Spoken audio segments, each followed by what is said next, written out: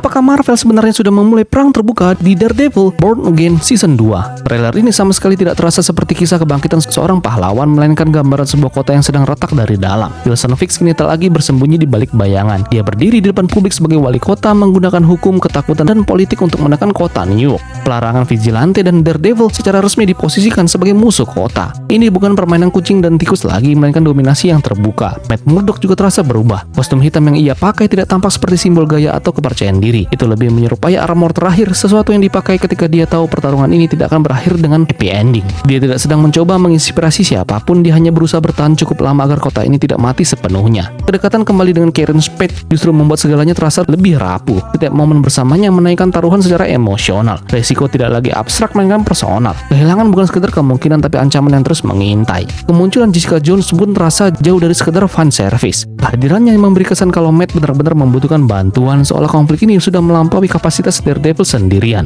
Dan ketika Jessica terlibat, sulit untuk tidak membayangkan para Defender lain akan menyusul. Kembalinya Bullseye menjadi penanda jelas kalau season ini tidak akan ada yang menahan diri. Setiap benturan akan berakibat fatal. Lalu ada satu potongan yang paling mengganggu sosok Foggy Nelson di dalam trailer. Adegan itu tidak terasa acak. Marvel tidak pernah menampilkan karakter sepenting itu tanpa alasan. Dan ekspresinya seolah sengaja dibuat untuk menanamkan keraguan tentang apa yang sebenarnya terjadi. Semua elemen ini menyatu dalam satu kesan kuat. Ini bukan cerita tentang kembalinya Daredevil. Ini tentang perang yang sudah dimulai, tentang sebuah kota yang diperas dari segala sisi, dan tentang kenyataan pahit kalau tidak semua orang akan keluar dari konflik ini dalam keadaan utuh jika mereka berhasil keluar sama sekali.